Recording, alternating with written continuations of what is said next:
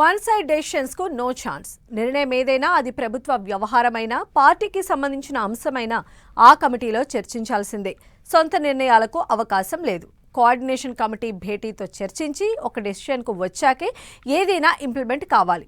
ఇది కాంగ్రెస్ అధిష్టానం రాష్ట్ర నేతలకు ఇచ్చిన క్లియర్ కట్ ఇండక్షన్ అన్న టాక్ నడుస్తోంది. నామినేటెడ్ పదవులైనా క్యాబినెట్ విస్తరణ అయినా ఇంకేదైనా కమిటీలో చర్చించాకే నిర్ణయమా? ఇంతకీ ఏంటా కమిటీ? ఆ కమిటీకి ఎందుకంత పవర్స్ ఇచ్చారు? నామినేటెడ్ పదవులపై కమిటీ ఇచ్చిన ట్విస్ట్ ఏంటి?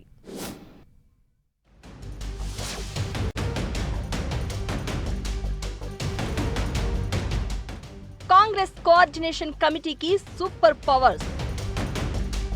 ప్రభుత్వానికి పార్టీకి వారధిగా ఉన్న కోఆర్డినేషన్ కమిటీ.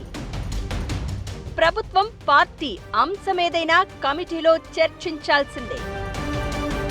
ప్రభుత్వం పార్టీ మధ్య గ్యాప్ లేకుండా చేసే ప్రయత్నమా? సీఎం మంత్రుల మధ్య మిస్అండర్స్టాండింగ్స్, అమాత్యుల మధ్య ఈగో క్లాషెస్, ప్రభుత్వం పార్టీ మధ్య కమ్యూనికేషన్ గ్యాప్, ఇదంతా తెలంగాణ కాంగ్రెస్ లో రెగ్యులర్ ఎపిసోడ్ అయిపోయింది.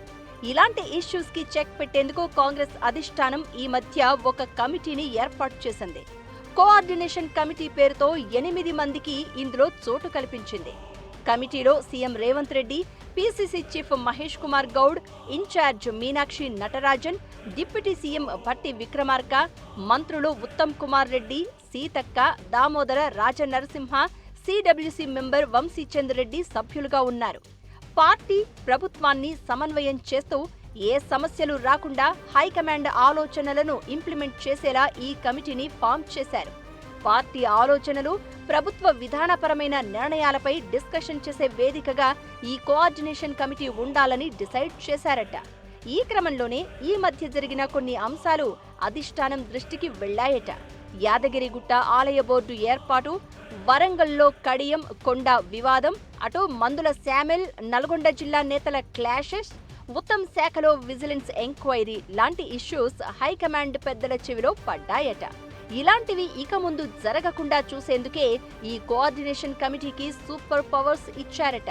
సీఎంతో సహా పీసీసీ చీఫ్, రాష్ట్ర పార్టీ ఇన్ఛార్జ్, కీలక మంత్రులు ఉన్న ఈ కమిటీలో ముందుగా చర్చించి డెసిషన్ తీసుకున్నాకే కీలకమైన అంశాలపై ముందడుగు వేయాలని సూచించారట.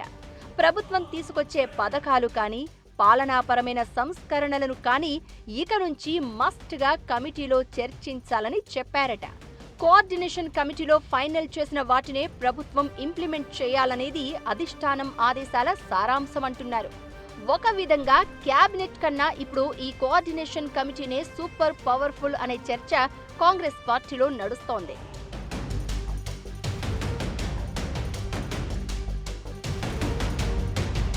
ఢిల్లీలో జరిగిన కోఆర్డినేషన్ కమిటీలో కొన్ని అంశాలు చర్చకు వచ్చాయట. త్వరలో జరగబోయే గ్రాడ్యుయేట్ ఎమ్మెల్సీ ఎన్నికల అభ్యర్థుల ఎంపికపై చర్చించారట.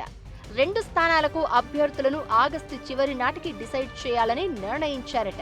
ఇక పెండింగ్ లో ఉన్న రంగారెడ్డి, సంగారెడ్డి డీసీసీలతో పాటు రామగుండం టౌన్ ప్రెసిడెంట్లను త్వరగా నియామకం చేయాలని, అందుకోసం ఏఐసీసీ నుంచి దూతలను పంపించాలని డిసైడ్ చేశారట.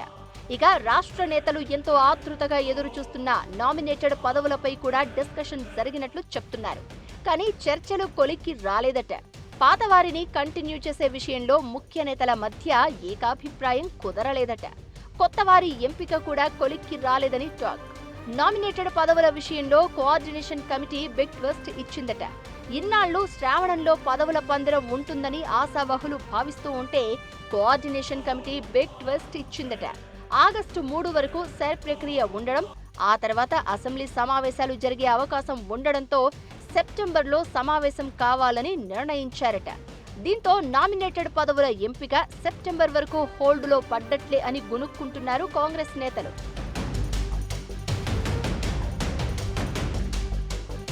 ఇక క్యాబినెట్ ప్రక్షాళన, విస్తరణ కూడా ఇప్పట్లో ఉండదు అనే టాక్ వినిపిస్తోంది. వాస్తవానికి అసెంబ్లీ సమావేశాల కంటే ముందే మంత్రివర్గ ప్రక్షాళనను పూర్తి చేయాలని మొదట్లో భావించారు. కానీ ఢిల్లీలో జరిగిన కోఆర్డినేషన్ కమిటీలోని 8 మంది సభ్యుల మధ్య ఏకాభిప్రాయం రాకపోవడంతో సమస్య మళ్లీ మొదటికొచ్చిందట. క్యాబినెట్లో ఖాళీగా ఉన్న 2 బెర్తుల భర్తీపై కూడా సెప్టెంబర్లోనే అవుట్కమ్ బయటకు రాబోతోందట. దీంతో మంత్రివర్గ విస్తరణ, నామినేటెడ్ పోస్టులు, డిప్యూటీ స్పీకర్, ప్రభుత్వ చీఫ్ విప్ పదవులతో పాటు క్యాబినెట్ ర్యాంక్ పోస్టుల భర్తీ కూడా సెప్టెంబర్కు వాయిదా పడ్డట్లే అంటున్నారు. కాంగ్రెస్ లో పవర్ఫుల్ గా మారిన కోఆర్డినేషన్ కమిటీ హాట్ టాపిక్ గా మారింది. ప్రభుత్వం, పార్టీ రెండూ కూడా ఈ కమిటీ నిర్ణయాలపైనే ఆధారపడాల్సి రావడం చర్చనీయాంశంగా మారుతోంది. ఈ కమిటీ చేతుల్లోనే నామినేటెడ్ పదవుల భర్తీ, కేబినెట్ విస్తరణ అంశం ముడిపడి ఉండడంతో ఆశావహులు కూడా రూటు మారుస్తున్నారట. ఏ ఒక్కరిని నమ్ముకుంటే పని అయ్యేలా లేదని, ఆ 8 మందిలో కనీసం 4 మనసు దోచుకునేందుకు తమ మార్క ప్రయత్నాలకు పదును పెడుతున్నారట. ఈ కమిటీ డెసిషన్స్ సమస్యకు చెక్ పెట్టేలా ఉంటాయో లేక కొత్త సమస్యలకు దారి తీస్తాయో చూడాలి మరి.